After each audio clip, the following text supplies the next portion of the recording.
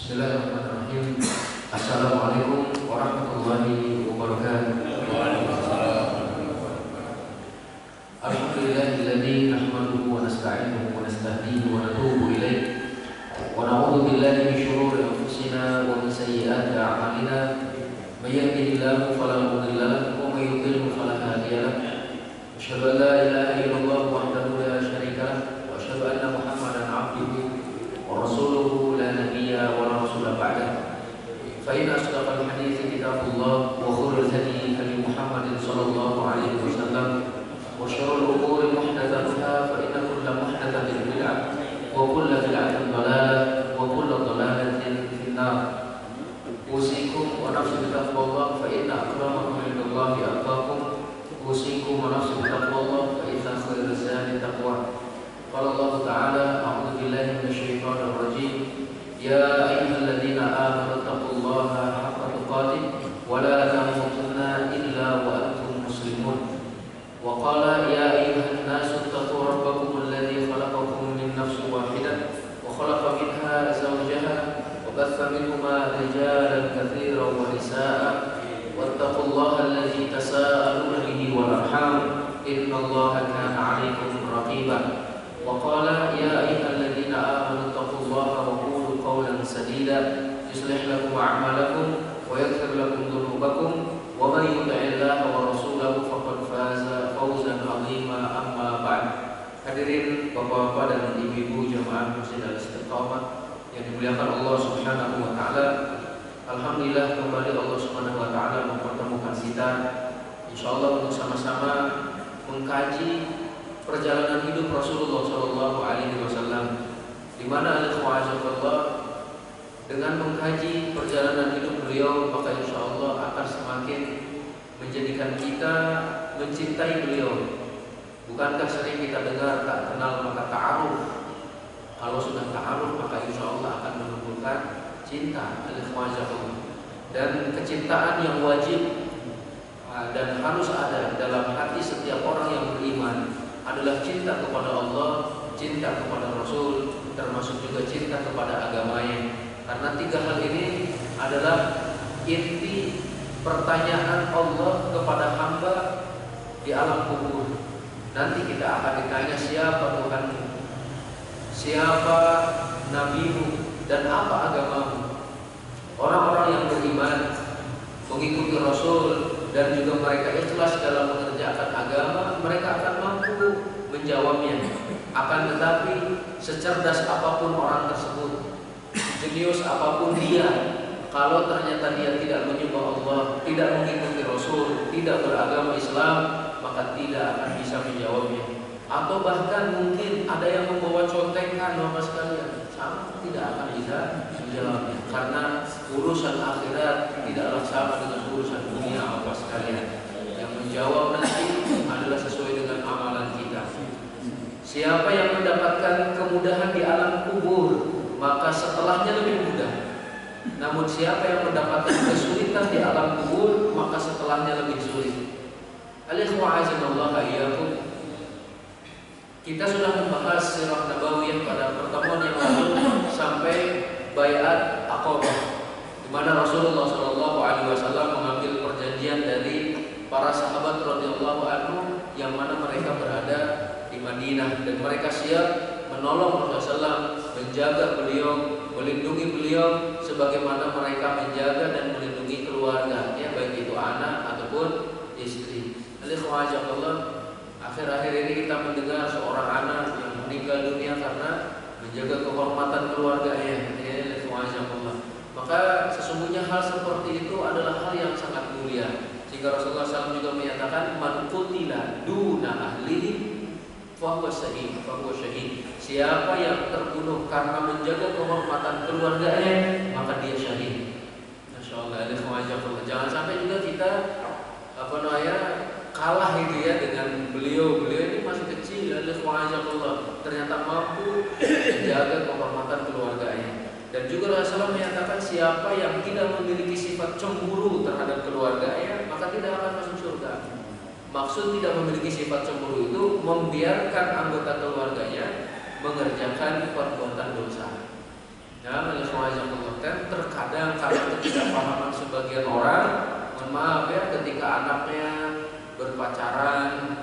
biarkan saja. Malah dikasih minum, dikasih teh, dikasih kopi, gitu ya.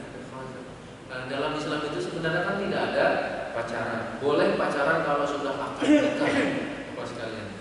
Kalau sudah akad baru silakan pacaran. Bisa pegang-pegangan, bisa boncengan. Ya, ada pun sebelum itu tidak ada pacaran. Kembali ke pembahasan kita, Bapak sekalian. Kita akan membahas sekarang ke masalah hijrah menuju Madinah. Kita sudah membahas terdahulu para sahabat diperintahkan untuk hijrah ke Habasyah, ke Ethiopia.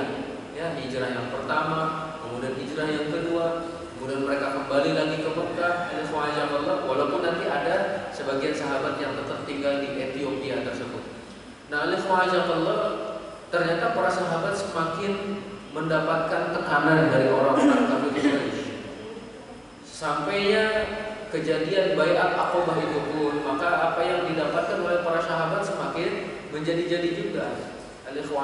Sehingga nanti Rasulullah SAW menyatakan sesungguhnya saya sudah diizinkan untuk berhijrah. Dan nanti juga dibahas bahwasanya tempat hijrah kalian itu adalah tempat yang di dalamnya subur, ya, penuh dengan mata air, kemudian ada pohon-pohonan kurma, dan itu adalah Yathrib ataupun Madinah. Nah, sebelum ke sana Bapak sekalian, kita akan lihat dulu persiapan hijrah menuju Madinah. Di mana kita tahu bahwa untuk melakukan satu perjalanan yang jauh, untuk meninggalkan tempat kelahiran kita memerlukan berbagai persiapan.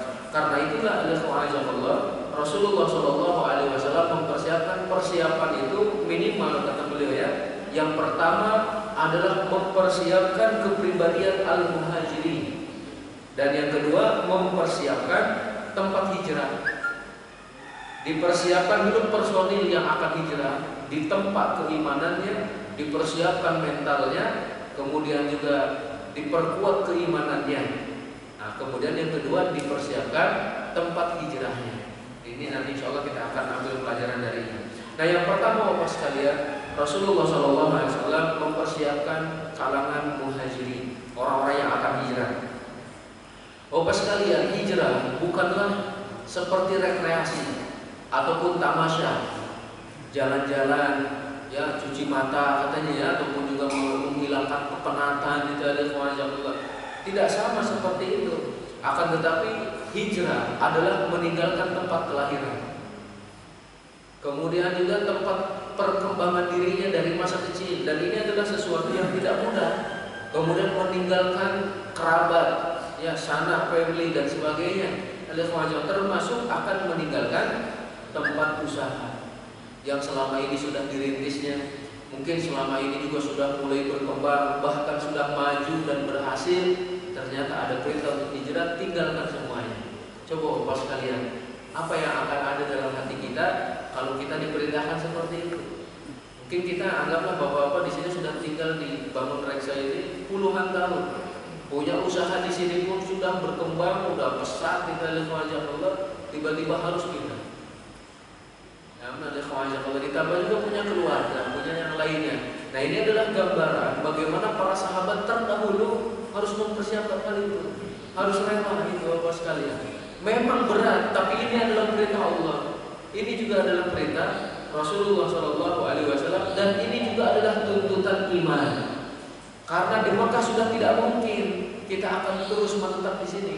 Ya, para sahabat dan juga Rasulullah tidak mungkin tetap di Mekah pada waktu itu. Mereka sudah ditekan dalam masalah ibadah, kemudian juga tidak leluasa, ya, dalam mengerjakan syiar-syiar Islam. Perlulah mereka untuk hijrah. Nah, di antara hal, ya, sarana prasarana juga yang dipersiapkan oleh Rasulullah SAW, yang pertama adalah memupuk pendidikan iman yang sangat mendalam. Dan biasa, ya, yang pertama kali ditanamkan dalam hati para sahabat adalah iman, baru kemudian Quran. Dan ini yang menjadi slogan Kutab, Bapak sekalian. Saya melihat di sini ada dibuka pendaftaran Kutab Ummul Qura katanya, ya, insyaallah. Dan Kutab Ummul Qura ini nampaknya banyak cabangnya, insyaallah, termasuk di Bekasi pun. Dan anak saya juga di Kutab Ummul Qura. Nah, yang pertama ditanamkan dalam hati, ya, dalam hati para sahabat adalah iman. Ketika dibacakan Al-Quran, maka bertambahlah keimanan. Berbeda mungkin dengan beberapa generasi saat ini, mereka pandai membaca Al-Quran, mereka bagus dalam suaranya, dalam makharijul huruf dan juga tahfidnya ataupun tajwidnya, akan tetapi ternyata imannya lemah. Wallahu a'lam bishawab. Maka kita kembalikan yang pertama kali adalah iman, kemudian setelah itu adalah Al-Quran. Nah, selanjutnya Bapak sekalian, kita tahu bahwasanya iman itu adalah sesuatu yang sangat fundamental ya bagi seorang muslim. Kehidupan seorang muslim hakikatnya kan hidup hatinya dengan iman. Jika sudah dihiasi hati seseorang dengan iman, maka akan menumbuhkan berbagai potensi-potensi kebaikan, tunas-tunas amal Bapak sekalian. Sehingga Rasulullah ketika mendidik mereka dengan hal ini, ya, datang perintah dari Allah, datang perintah dari Rasul, yang pertama kali mereka ucapkan sami'na wa ata'na. Iman Bapak sekalian. Nah, kita tambah lagi Abu Bakar As-Siddiq. Kenapa menjadi orang yang paling mulia dari seluruh para sahabat, bahkan dari seluruh manusia kecuali para rasul? Jadi sebaik-baik manusia setelah Rasul Shallallahu Alaihi Wasallam, ya, dan tentunya para rasul juga adalah Abu Bakar As-Siddiq. Abu Bakar As-Siddiq menjadi manusia paling mulia bukan karena banyaknya amal Bapak sekalian, akan tetapi dengan apa yang ada di dalam hatinya, yaitu adalah keimanannya. Masa bapakum Abu Bakr bi kathrati shalat wala siyam wala zakat, ya, walakin bima waqara fi qalbi. Abu Bakar As-Siddiq itu tidak mendahului kita dengan banyaknya puasa, sholat, zakat, akan tetapi dengan apa yang ada di dalam hatinya. Yang kedua Bapak sekalian, Allah, karena penindasan yang dialami oleh kaum muslimin, sehingga Allah, mereka bisa mendapatkan keyakinan yang sempurna katanya, karena tidak mungkin hidup berdampingan dengan orang-orang kafir pada waktu itu. Terlebih mereka sangat menampakkan permusuhan dan mereka tidak membiarkan kaum muslimin beribadah secara leluasa. Nah, kalau hal ini sudah terjadi Bapak sekalian, maka perintah hijrah tetap berlaku kapanpun dan dimanapun. Nah, kalau contohnya ada di suatu daerah zaman ini, mereka tidak boleh sholat, tidak boleh puasa, tidak boleh mengerjakan ibadah-ibadahnya, maka perintah untuk hijrah berlaku pada dirinya. Walaupun nanti kita menemukan hadis la hijrata ba'dal fathi, katanya tidak ada hijrah lagi setelah Fathu Mekah. Maksudnya tidak ada hijrah dari Mekah. Mekah sudah jadi negara Islam, tidak perlu lagi hijrah. Adapun di satu negeri yang keadaannya seperti ini, nah boleh untuk hijrah, bahkan bisa jadi diperintahkan Bapak sekalian. Selanjutnya Allah, ketika mereka sebelum hijrah, maka Rasulullah SAW memperbincangkan kepada para sahabat tentang ayat-ayat Al-Quran yang turun di Mekah, ya, yang menyebutkan hijrah. Jadi sebenarnya ayat ini adalah Makkiyah, diturunkan di Mekah, maka sahabat belum hijrah, tapi sudah mulai menyinggung urusan hijrah. Nah, diperbincangkan, dijelaskan maknanya Bapak sekalian, kandungannya, sehingga mereka semakin yakin janji Allah Subhanahu wa taala. Siapa yang berhijrah, maka Allah akan menyediakan tempat ganti yang lebih baik, kemudian pahala yang lebih besar. Contohnya di sini ada Allah, kita buka surat Az-Zumar, ya. Az-Zumar ayat yang ke-10 coba. Barangkali ada yang bawa mushaf, ya. Saya buka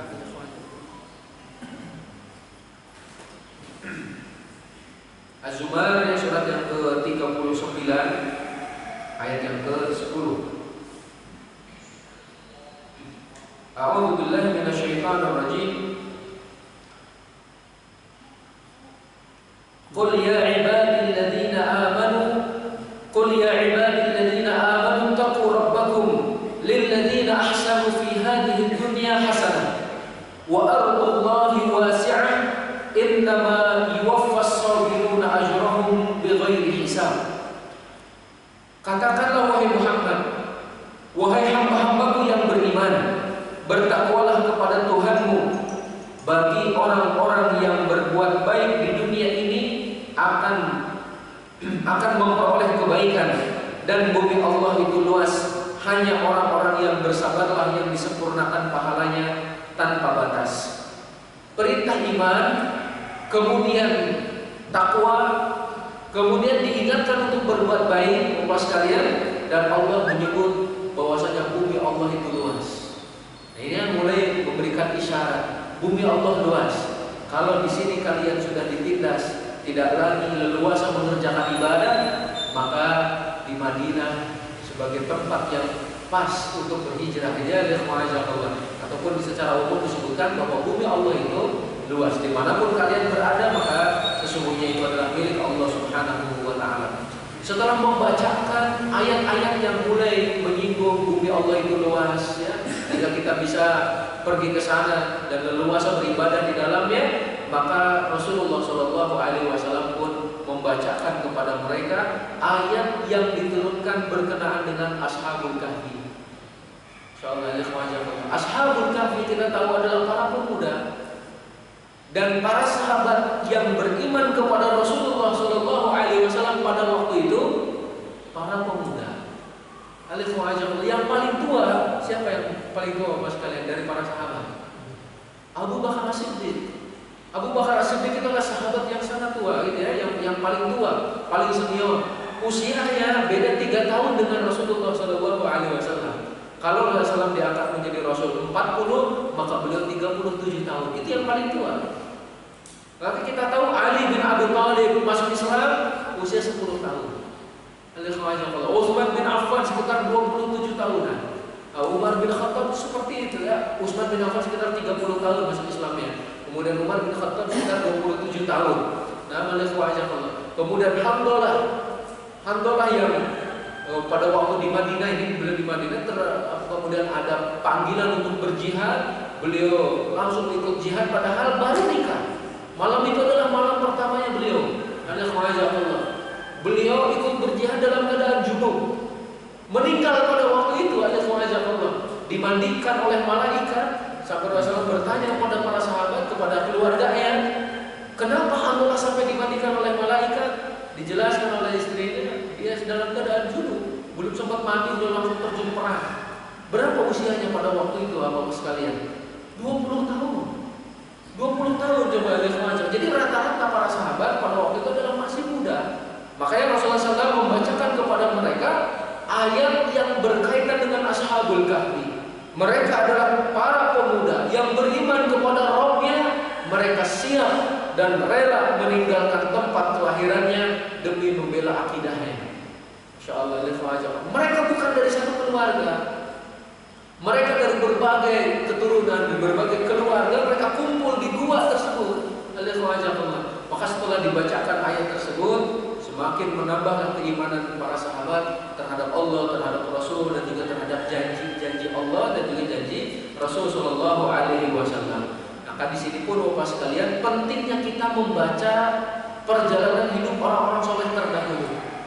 Ya, juga Bapak sekalian, kandungan di dalam Al-Quran itu yang pertama kan perintah dan larangan Allah. Ya, yang pertama adalah berkenaan dengan tauhid, nah, berkenaan dengan tauhid. Yang kedua adalah berkenaan dengan perintah dan larangan Allah. Nah, yang ketiga berkenaan dengan kisah. Adapun yang keempat dan kelima itu nanti berkenaan dengan janji Allah kepada orang yang beriman bahwa mereka akan mendapatkan surga. Nah, yang kelimanya adalah ancaman dari Allah bahwa siapa yang tidak beriman kepada Allah dan Rasulnya, tidak mengerjakan syariatnya, akan dimasukkan ke dalam nerakanya. Betapa pentingnya sirah, Bapak sekalian, pentingnya mempelajari perjalanan hidup orang-orang saleh terdahulu, sampai Allah juga menyatakan wa kullan naqussu 'alaika min amba'ir rusul wa kullan naqussu 'alaika min amba'ir rusul. Contohnya, dan begitulah kami telah menceritakan kepadamu kisah para rasul. Di antara salah satu hikmahnya Allah linusabbita bihi fu'adak, untuk meneguhkan pendirianmu, untuk meneguhkan hatimu, Bapak sekalian. Jika saat ini kita mendapatkan ujian yang sangat berat, maka sesungguhnya orang-orang sebelum kita pun sudah mendapatkannya.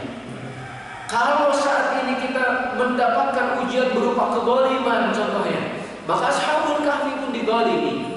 Pengikut-pengikut Nabi Musa pun dizalimi, diancam untuk dibunuh Bapak sekalian.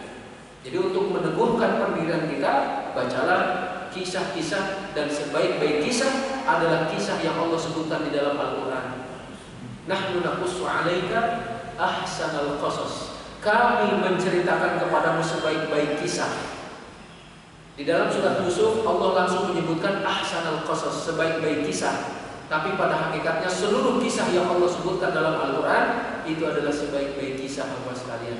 Jadi nanti kepada anak-anak itu jangan sekedar menceritakan si kancil, ya si monyet katanya. Kemudian siapa lagi yang diceritakan kancil nyuri apa ini? Jelangkung. Ya, khawatirnya anak-anak itu kemudian terinspirasi untuk nyuri juga. Ataupun kalau memberikan motivasi hanya dengan cerita-cerita yang tidak ada buktinya, itu ada kewajiban. Coba ceritakan kepada mereka kisah para nabi, kisah para rasul, kisah orang-orang soleh, itu ada kewajiban. Nah, jadi ini ya, Rasulullah membacakan surat yang berkaitan dengan Ashabul Kahfi, dan kita pun diperintahkan untuk membacanya setiap pekan sekali. Sudah saya sampaikan ya terdahulu, ada kewajiban. Pasti banyak hikmahnya karena Allah memerintahkan seperti itu. Berarti 1 tahun minimal 48 kali kita menghatamkan surat Al-Kahfi Bapak sekalian. Kalau hanya dalam 1 pekan 1 kali, kan ada di antara manusia itu, di antara santri ataupun di antara kaum mukminin yang menghatamkan Al-Quran dalam 3 hari. Kan ada setiap 3 hari hatam. Dalam 1 hari beliau membaca 10 juz. Berarti kan berapa kali beliau membaca Al-Kahfi kan? Masya Allah, Kemudian juga ada yang menghatamkan Al-Quran dalam setiap pekan. Setiap pekan hatam Al-Quran. Dari mulai hari Kamis, maka nanti hari Jumatnya itu hatam. Ini yang dilakukan oleh para sahabat. Para sahabat radhiyallahu anhum. Setiap pekan hatam Al-Quran. Terlebih ketika bulan Ramadan, ditingkatkan lagi bacaan Al-Qurannya, memahaminya ya, dan kemudian diamalkan. Nah selanjutnya Bapak sekalian, setelah diceritakan hal tersebut, maka dilanjutkan dengan membacakan beberapa ayat Al-Quran yang secara jelas menyebutkan tentang hijrah. Masya Allah. Yang pertama tadi menyebut bahwa bumi Allah itu luas. Kita di sini ibadah kepada Allah, maka jika suatu saat kita pindah di sana pun kita ibadah kepada Allah. Bumi Allah itu luas. Yang kedua mulai ditanamkan contoh-contoh real Ashabul Kahfi. Yang ketiga membacakan ayat yang langsung menyebut hijrah. Nah kita buka surat An-Nahl sekalian ya. Surat An-Nahl, surat yang ke-16 ayat yang ke-41 dan 42. A'udzubillahi minasyaitonir rajim. Walladzina hajaru fillahi min ba'di ma dhulimu lanubawwi'annahum fid dunya hasanah wa la ajrul akhirati akbar law kanu ya'lamun alladzina sabaru wa 'ala rabbihim yatawakkalun. Disebutkan, dan orang-orang yang berhijrah karena Allah sesudah mereka dianiaya, pasti kami akan memberikan tempat yang bagus kepada mereka di dunia, dan sesungguhnya pahala di akhirat adalah lebih besar kalau mereka mengetahui, yaitu orang-orang yang sabar dan hanya kepada Tuhan saja mereka bertawakal. Mereka belum hijrah tapi sudah ada ayatnya nih, orang-orang yang berhijrah setelah mereka dizalimi, mereka memberikan isyarat suatu saat kalian akan hijrah. Dan ini sudah saatnya, sudah tiba masanya, Masya Allah, untuk berhijrah. Orang-orang ya yang berhijrah setelah mereka dianiaya. Penganiayaan itu Bapak sekalian, ada yang berkaitan dengan fisik, dan itu pun dirasakan oleh para sahabat ya. Ammar bin Yasir dan keluarganya, sampai ibu dan ayahnya meninggal dunia. Kemudian siapa? Bilal bin Rabah ya, kemudian juga ya, siapa? Abu Dzar Al-Ghifari, Ibnu Mas'ud dan sebagainya Bapak sekalian. Mereka mendapatkan siksaan dari orang-orang kafir Quraisy. Nah, selanjutnya ada juga celaan ya, yang maksudnya siksaan yang ditujukan kepada hati seseorang, hati orang-orang yang beriman. Dan sudah kita bahas bahwa terkadang celaan, cemoohan itu lebih menyakitkan daripada siksaan fisik. Nah, Allah. Bapak-bapak dipukul, insya Allah mungkin 1 jam 2 jam udah nggak terasa lagi. Allah. Akan tetapi kalau yang dicela, yang disiksa itu adalah batinnya, maka Allah bisa berapa tahun akan sembuh Bapak sekalian. Maka merusak fisik akan lebih mudah untuk diperbaiki. Akan tetapi kalau yang dirusak adalah mental, nggak tahu berapa tahun kita akan bisa memperbaikinya Bapak sekalian ya. Allah, hati-hati dia rusak mentalnya, rusak perangainya, rusak hatinya ini. Nah, dan orang-orang yang berhijrah karena Allah setelah mereka dizalimi, kami akan memberikan tempat yang baik kepada mereka di dunia. Ini janji Allah. Insyaallah Bapak sekalian. Banyak di antara kita pun nih, dulunya hidup di kampung, ternyata berpindah ke kota ya. Allah memberikan tempat yang baik. Allah memberikan kemudahan. Masya Allah ya. Barangkali waktu di kampung belum terbayang hidup di komplek, ternyata sekarang dibeli komplek, bukan hanya sekedar komplek, rumahnya gede. Bukan sekedar rumah juga isinya, dan juga kendaraannya ya, Masya Allah. Ini pada masa lalu pun Allah memberikan janji seperti itu. Akan kami berikan tempat yang baik di dunia. Di dunia saja dimudahkan urusannya. Bagaimana nanti di akhirat Insya Allah ya. Kemudian wala ajrul akhirati akbar, akan tetapi di pahala di akhirat itu jauh lebih besar. Nah, Allah, ini yang menjadikan para sahabat siap. Insyaallah ya. Ditambah lau kanu ya'lamun, jika mereka mengetahui. Bapak sekalian, seandainya kita tahu apa yang Allah janjikan, maka kita akan lebih mencintai apa yang Allah janjikan tersebut daripada kesenangan dunia. Kan ketika Allah bertanya kepada malaikat itu, wahai malaikat, lihatlah hambaku dalam sedang apa dia ini. Ternyata malaikat melihat ada hamba Allah yang sedang beribadah. Ya Allah, hambamu sedang beribadah, sedang ruku, sedang sujud, sedang bermunajat. Mereka sangat sekali ingin masuk ke dalam surga. Allah bertanya, padahal Allah lebih tahu, apakah hambamu sudah melihat surga? Kata malaikat, belum ya Allah. Mereka belum melihat surga. Seandainya mereka melihat surga, pasti mereka akan lebih giat lagi, akan lebih semangat lagi gitu, dalam beribadah. Maka sungguhnya kata Allah Subhanahu wa taala ya, maka aku akan memberikan kepada mereka apa yang belum pernah dilihat oleh mata, belum pernah terdengar oleh telinga ya, belum pernah terbersit di dalam hati, Masya Allah. Kemudian ada juga sebagian orang yang kemudian justru malah bermaksiat kepada Allah. Mereka tidak takut neraka. Nauzubillah min dzalik. Ya, ada juga tadi yang ditanyakan, orang-orang yang beriman itu ingin masuk surga, takut ke dalam neraka. Ketika ditanya pada para malaikat, apakah mereka pernah melihat neraka? Belum pernah ya Allah. Seandainya mereka melihat neraka, niscaya mereka akan semakin jauh, ya, lari menjauh darinya. Belum lihat saja sudah menjauhi. Inilah sifat orang-orang yang beriman. Selanjutnya Bapak sekalian, Rasulullah kan pernah menyatakan ini, lau ta'lamuna ma a'lam la dhahiktum qalilan wa la baghitum katsiran. Seandainya kalian mengetahui apa yang aku ketahui, niscaya kalian akan sedikit tertawa, banyak menangis. Maka di sini lau kanu ya'lamun, seandainya mereka tahu bahwasanya balasan di akhirat itu jauh lebih besar. Insyaallah Rasulullah SAW diperlihatkan surga, diperlihatkan neraka ya. Seandainya kita pun seperti itu, maka akan lebih ibadah kepada Allah yang akan ditingkatkan, kemudian mendekat kepadanya dan sebagainya. Alladzina sabaru wa 'ala rabbihim yatawakkalun, yaitu orang-orang yang sabar dan hanya kepada Tuhan saja mereka bertawakal. Hijrah memerlukan kesabaran Bapak sekalian. Dan tadi ketika Allah menyebut bumi Allah itu luas, di akhirnya Allah akan menyempurnakan pahala bagi orang-orang yang sabar.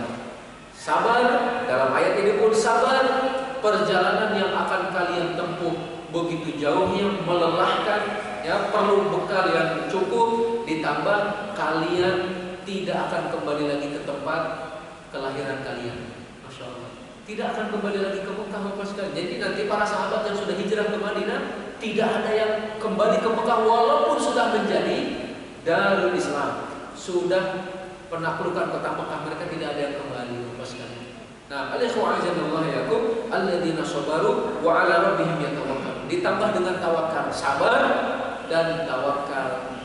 Mereka meninggalkan harta bendanya menuju satu daerah yang masih asing, belum tahu apa yang harus mereka kerjakan, tapi mereka ternyata tawakal kepada Allah sehingga Allah memberikan rezeki dari jalan yang tidak disangka-sangka. Sebagaimana Rasulullah menyatakan, "Lau annakum tatawakkaluna 'ala Allahi haqqa tawakkuli la razaqakum kama yurzaqut tayr taghdu himasan wa taruhu bitanan." Kalaulah kalian bertawakal kepada Allah dengan sebenar-benarnya tawakal, maka Allah akan memberikan rizki kepada kalian sebagaimana Allah memberikan rizki kepada burung.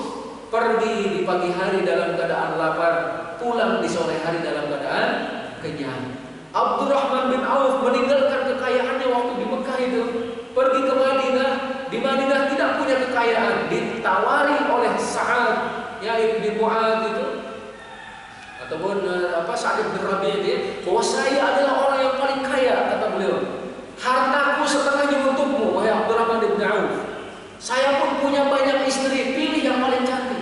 Ini nanti akan terjadi seperti itu ya, ini hanya sekedar menyinggung. Tapi apa yang dikatakan oleh Abdurrahman bin Auf, barakallahu fi ahlika wa malika. Semoga Allah memberkahi harta dan keluargamu. Cukup tunjukkan aku ke pasar. Tawakal, Masya Allah. Tunjukkan saya jalan menuju pasar. Ditunjukkan jalan ke pasar, jadi orang kaya, Bapak sekalian. Tentu dengan proses ya. Maka di sini ada orang yang memang punya bakat kaya, tapi juga tidak sedikit orang punya bakat miskin. Ya, dengan modal yang sedikit bisa dikembangkan sehingga dia sukses urusan dunianya, tapi ada yang dikasih modal gaya, malah hutangnya yang numpuk. Ya, seperti itu. Nasallahu al-afiyah. Jadi di sini perlu kita sabar, perlu juga tawakal, Bapak sekalian. Nah, selanjutnya Bapak sekalian, di antara ayat yang dibacakan berkenaan dengan hijrah adalah surat An-Nahl 110 ya. Kalau tadi kan ayat yang ke-41, 42. Nah, sekarang kita baca ayat yang ke-110 ya. A'udzubillahi minasyaitonirrajim. Tsumma inna rabbaka lilladzina hajaru min ba'di ma futinu tsumma jahadu wa sabaru inna rabbaka min ba'diha laghafurur rahim. Dan sesungguhnya Tuhanmu adalah pelindung bagi orang-orang yang berhijrah sesudah mereka menderita cobaan. Kemudian mereka berjihad dan sabar. Sesungguhnya Tuhanmu sesudah itu benar-benar Maha Pengampun lagi Maha Penyayang. Allah menjadi pelindung. Masya Allah, Allah menjadi pelindung bagi mereka yang berhijrah setelah mereka mendapatkan cobaan, dan cobaan mereka, Masya Allah ya, betapa beratnya dan juga betapa hebatnya. Kemudian mereka berjihad dan bersabar. Sudah 3 ayat di dalamnya Allah menyebutkan sabar, Bapak sekalian. Sabar, sabar, sabar. Dalam menuntut ilmu perlu kesabaran. Maka dalam usul salasa itu yang dibahas Bapak sekalian ya, kita harus tahu siapa Allah, kita harus mengenal siapa Rasul Shallallahu Alaihi Wasallam, dan kita pun harus mengerti agama kita dengan dalil-dalil yang nyata. Setelah itu dikatakan sabar. Masya Allah, dalam usul salasa itu ya, sabar untuk mengerjakan semua itu. Sabar itu kata Rasulullah Shallallahu Alaihi Wasallam, ataupun yang menurut bahasa ya. Jadi sabar itu seperti namanya, Bapak sekalian. Sabar itu adalah berat, kata Yudhya dan Allah. Sabar itu seperti namanya. Jadi kita memerlukan kesabaran dalam segala hal. Allah. Bapak sekalian yang dimuliakan oleh Allah Subhanahu Wa Taala, disebutkan dalam ayat ini ya, setelah mereka berhijrah, kemudian nanti akan berjihad. Masya Allah, di Mekah belum diperintahkan untuk berjihad ya, karena kondisinya belum memungkinkan. Bahkan ketika sudah sebagian para sahabat membaiat Rasulullah di Aqabah, Aqabah itu mereka itu menawarkan diri untuk memerangi kaum Taif contohnya, tapi kata Rasulullah, saya belum diperintahkan untuk hal ini, sabar terlebih dahulu. Baru kemudian setelah hijrah 2 tahun setelah hijrah mulailah peperangan. Nanti ya, mulai perang Badar, kemudian diikuti perang Uhud, kemudian perang-perang selanjutnya. Nah, nah inilah beberapa persiapan yang dilakukan oleh Rasulullah SAW dalam rangka mempersiapkan kepribadian muhajirin internnya. Nah sekarang apa yang dipersiapkan oleh Rasulullah SAW dengan tempat yang akan dituju, yaitu Mekah Madinah? Apa yang dilakukan Bapak sekalian? Rasulullah SAW kan tidak tergesa-gesa ya untuk berhijrah ke Madinah, akan tetapi Rasulullah SAW menunda hijrahnya sampai 2 tahun ya, untuk benar-benar mempersiapkan, sehingga Rasulullah SAW pun sudah mengutus Mus'ab bin Umair berdakwah ke sana ya, dengan kecerdasan beliau juga, dan tentu semuanya itu adalah dengan taufik dari Allah Subhanahu wa taala. Dan setelah memastikan persiapan kaum Ansor itu sudah mencapai puncaknya Bapak sekalian, dan ini terbukti dengan permintaan Ansor untuk segera berhijrah. Ya Rasulullah, segera hijrah, kami sudah siap gitu. Masyaallah.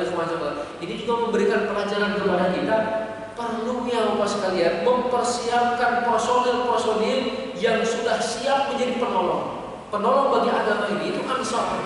Maka nanti Bapak sekalian, dalam agama ini kita mau masuk bagian yang mana? Mau masuk kelompok muhajirin atau mau masuk kelompok Ansor? Nah, Allah, itu akan senantiasa terjadi Bapak sekalian. Baik termasuk kita yang meninggalkan tempat kelahiran, meninggalkan harta dan sebagainya, atau kita yang siap menolong dengan harta dan kekuatan dan sebagainya. Setelah kaum Ansor meminta Rasulullah untuk berhijrah, maka Rasulullah SAW mendiskusikan permintaan mereka itu pada baiat Aqabah kedua. Nah, kemudian dipastikan apakah mereka sudah benar-benar siap. Ditambah lagi mereka berbaiat pada waktu itu ya, baiat Aqabah yang kedua itu siap melindungi Rasulullah SAW. Mohon tadi para sahabat itu meminta untuk memerangi kaum beberapa penduduk Mina ya, bukan Taif, tapi karena mereka menyakiti Rasulullah dan sebagainya. Tapi Rasulullah menyatakan, aku belum diperintahkan untuk melakukan hal tersebut. Masya Allah, setelah siap maka mulailah nanti perjalanan akan dimulai ya, perjalanan hijrah ke sana. Selanjutnya pelopor dari kalangan muhajirin itu siapa saja? Sebutkan dalam buku ini ketika pelopor kebaikan dan perintis cahaya katanya dari kalangan kaum muhajir, kaum Ansar dibaiat oleh Nabi Muhammad SAW ya, untuk taat melaksanakan perintah agama, membela Rasulullah. Maka Bapak sekalian, hal ini menjadikan amarah orang-orang kafir Quraisy, amarah orang-orang kafir secara umum yang ada di Mekah semakin bergejolak. Mereka sudah mulai mencium bahwa kaum muslimin akan meninggalkan Mekah. Akhirnya berbagai siksaan pun dilancarkan kembali Bapak sekalian, bahkan lebih lagi dari sebelumnya. Nah, kemudian juga disebutkan di sini dari Aisyah radhiyallahu anha, ketika 70 orang dari sahabat Rasulullah SAW muncul di hadapan Rasulullah, belum merasa senang. Nah, inilah yang dibaiat oleh Rasulullah ya, pada baiat Aqabah itu. Kemudian saya baca di sini, Allah telah memberikan perlindungan kepada beliau dan menyiapkan kaum yang ahli dalam peperangan dan persiapan serta penuh keberanian ya. Pada saat kaum musyrikin mengetahui kedatangan Bani Khazraj, dengan serta merta kaum musyrikin menambah penyiksaannya terhadap kaum muslimin, mereka mempersulit pemeluk agama Islam dan mengolok-olok mereka. Semakin dipersulit ya, dipersempit juga, sehingga mereka mengalami apa yang selama ini tidak pernah mereka alami Bapak sekalian. Baik itu cacian, siksaan, dan hal itu terus terjadi sehingga Rasulullah menyatakan ya, Rasulullah bersabda, sesungguhnya telah diperlihatkan kepadaku tempat tujuan hijrah kalian yang memiliki kebun kurma, tanah berair yang terletak di antara dua dataran yang sangat subur, dan itu adalah Yathrib. Ada juga hadisnya yang menyatakan, aku telah mendapatkan informasi tentang negeri tempat hijrah kalian, tempat itu adalah Yathrib. Langsung disebut Yathrib. Maka barang siapa yang ingin pergi, hendaklah pergi ke Yathrib tersebut, ke Madinah tersebut. Mekah, Madinah, anggaplah 400 kilo. Belum ada Toyota ya, ada unta apa sekalian, dan panasnya membakar seperti itu apa sekalian. Dan bayangkan ada semuanya Allah yang hijrah kan bukan hanya laki-laki, bukan hanya orang-orang dewasa, tapi juga anak-anak dan juga perempuan. Kita akan melihat nanti siapa perempuan yang pertama kali sampai di Madinah, siapa sahabat laki-laki yang sampai di Madinah duluan. Ini sengaja Allah. Maka orang-orang muhajirin pada waktu itu mereka saling berpandangan ya, saling meminta persetujuan, kemudian juga untuk saling membantu, dan kemudian untuk keluar secara sembunyi-sembunyi. Maka Bapak sekalian semuanya keluar secara sembunyi-sembunyi kecuali Umar bin Khattab. Umar bin Khattab, Masya Allah ya, setan aja takut, apalagi manusia gitu. Setan yang tidak kelihatan aja takut, apalagi manusia. Beliau bawa pedangnya itu, sengaja tawaf di Ka'bah, dan tempat perkumpulan orang-orang kafir kan di depan Ka'bah itu. Walaupun orang kafir, tapi tempat kumpulnya di depan Ka'bah. Masya Allah. Sengaja beliau tawaf, setelah tawaf beliau menyatakan siapa yang ingin kehilangan ibunya, siapa yang ingin anaknya jadi yatim, siapa yang ingin istrinya jadi janda, temui saya di belakang gunung ini. Gak ada satu orang pun yang mendatanginya. Masya Allah.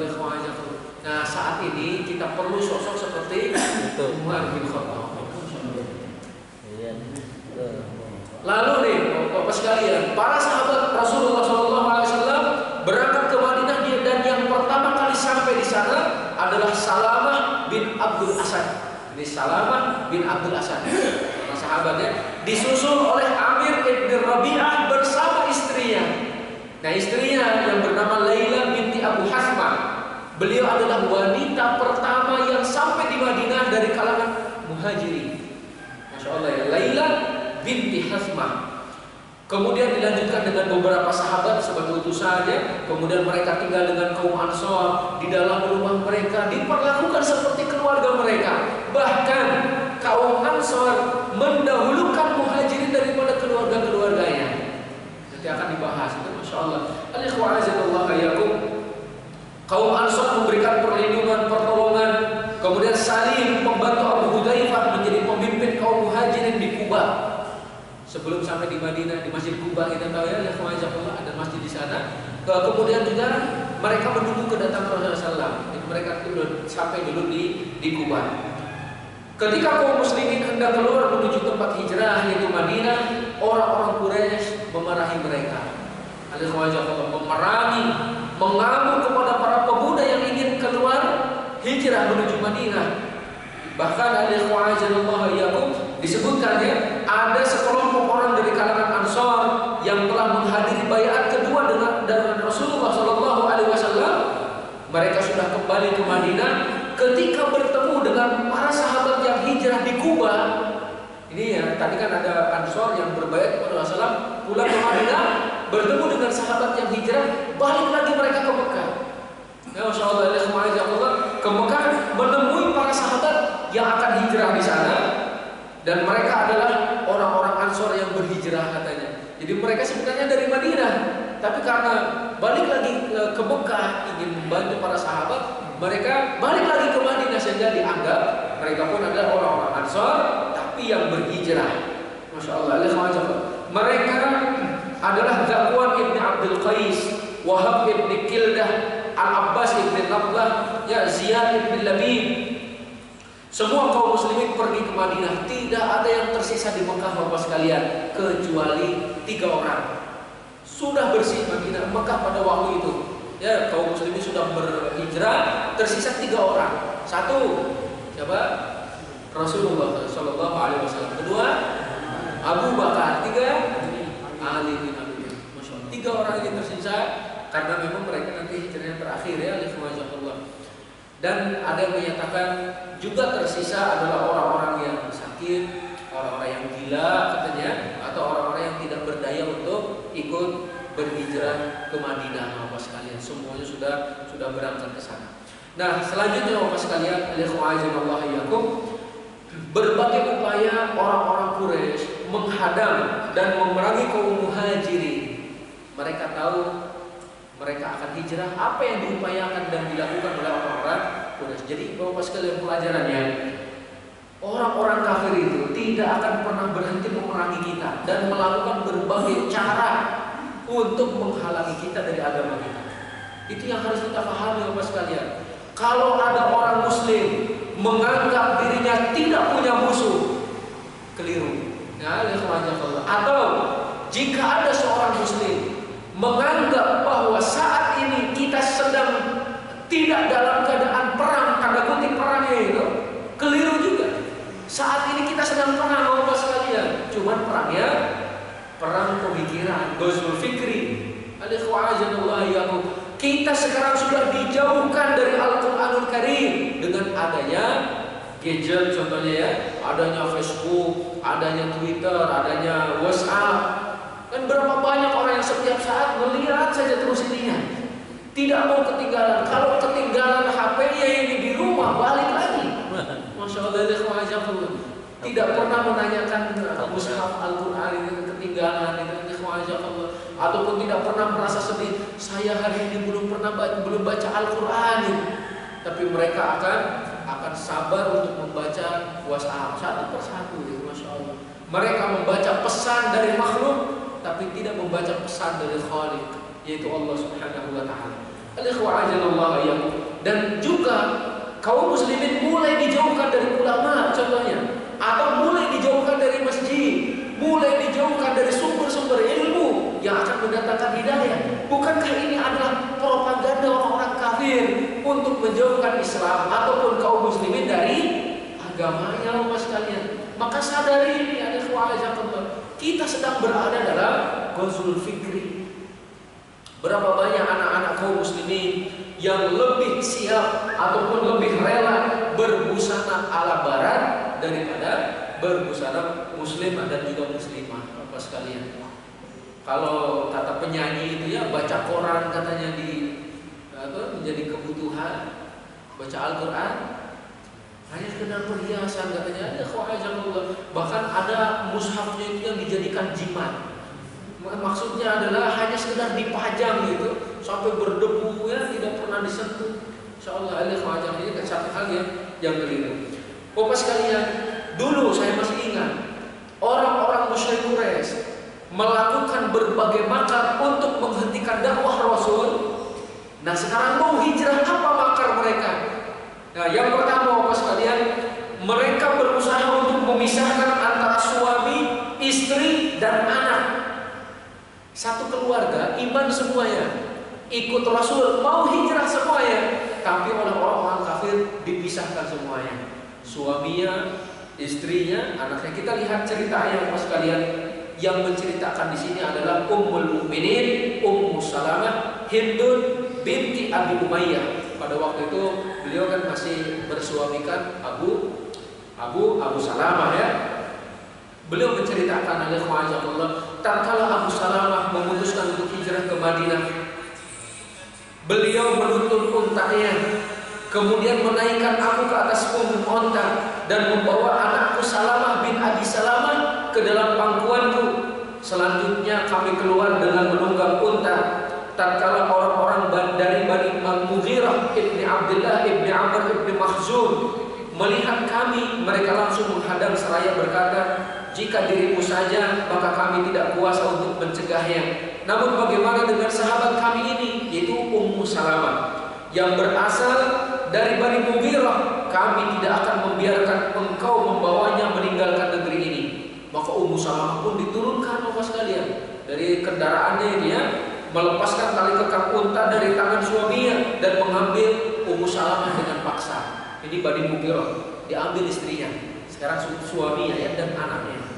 Ternyata ketika Bani Abdul Asad dari kaum Abi Salamah melihat hal itu, mereka menyatakan, tidak, demi Allah, katanya, jika kalian memisahkan istri dari keluarga laki-laki kami, maka kami tidak akan membiarkan anak laki-lakinya ikut bersamanya. Diambil anaknya, istrinya diambil oleh Bani Mughirah, anaknya diambil oleh Bani Abdul Asad. sekarang tinggal Abu Salamah sendirian.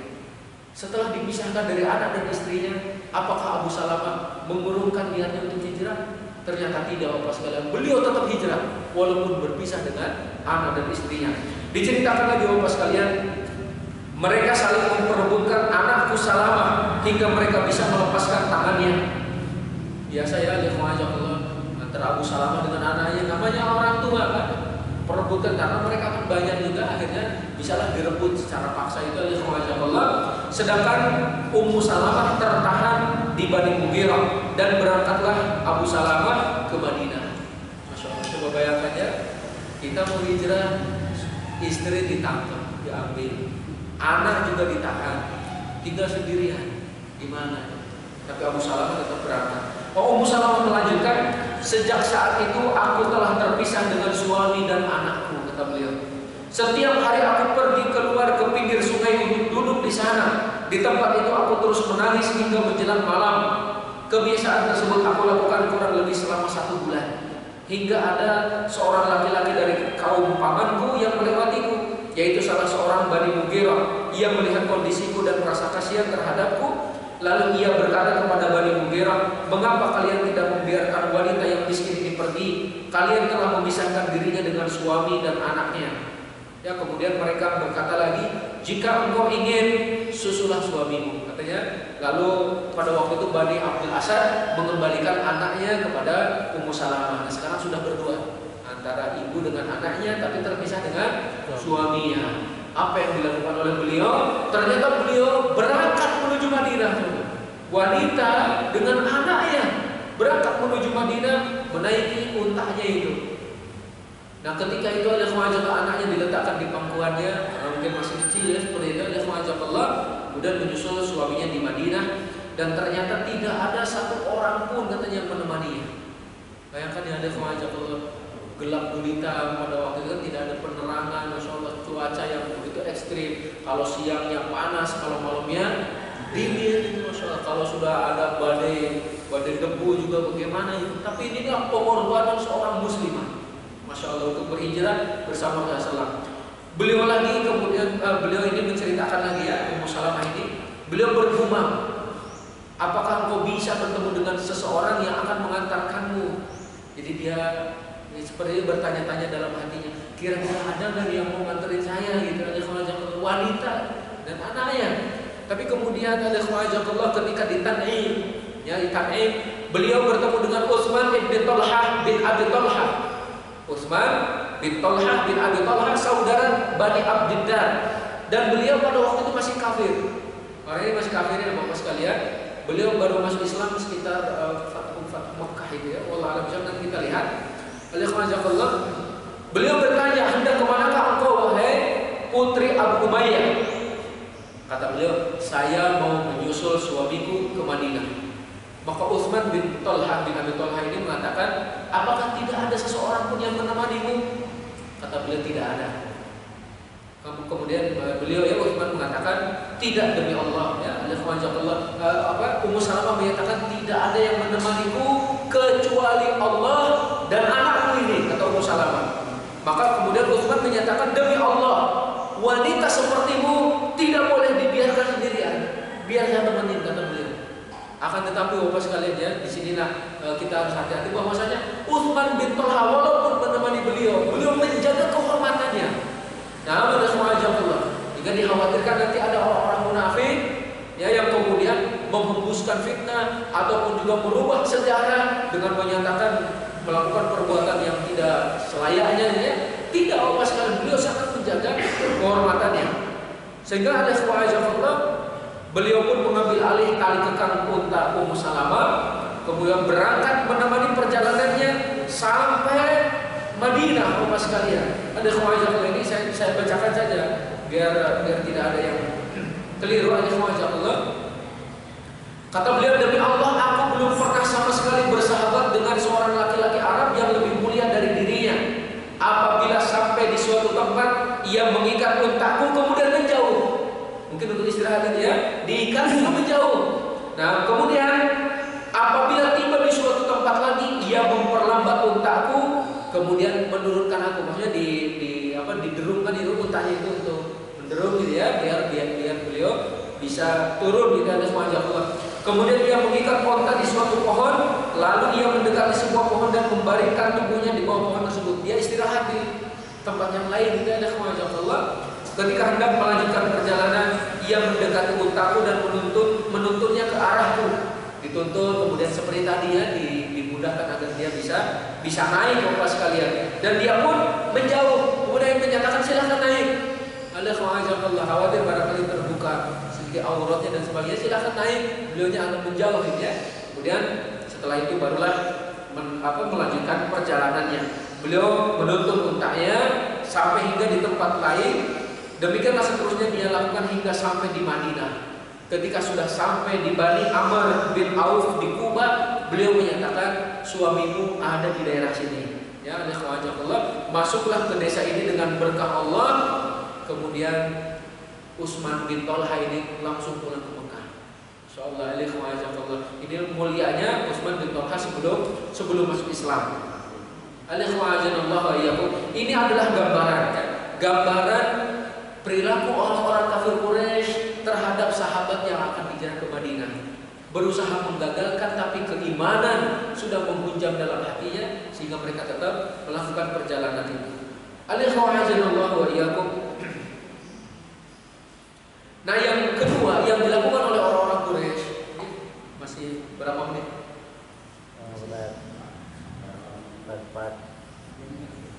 3 menit lagi.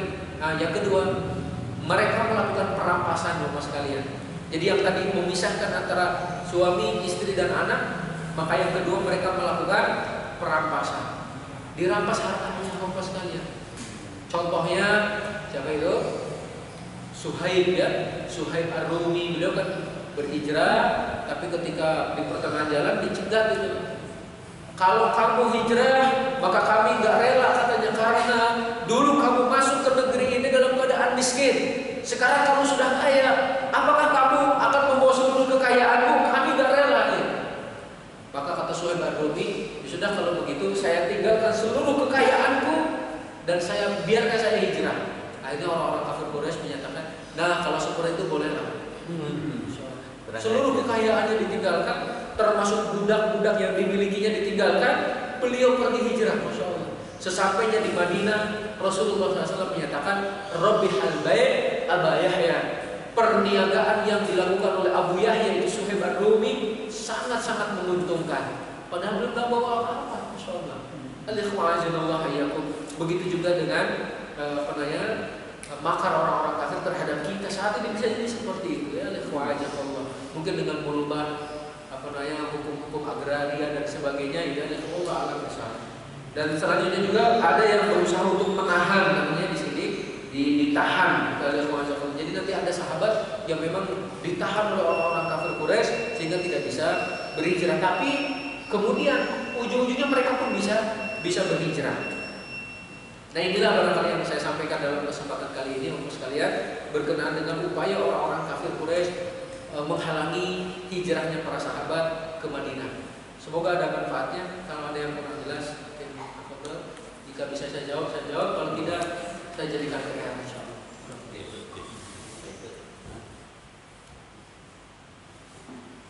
Baik, alhamdulillah saya memberkati kepada Ustaz Abdul Khalid yang akan menyampaikan pelajarannya pagi hari ini, yaitu terkait masalah hijrahnya Rasulullah SAW bersama para sahabat ke kota Yatsrib, kota Madinah saat ini.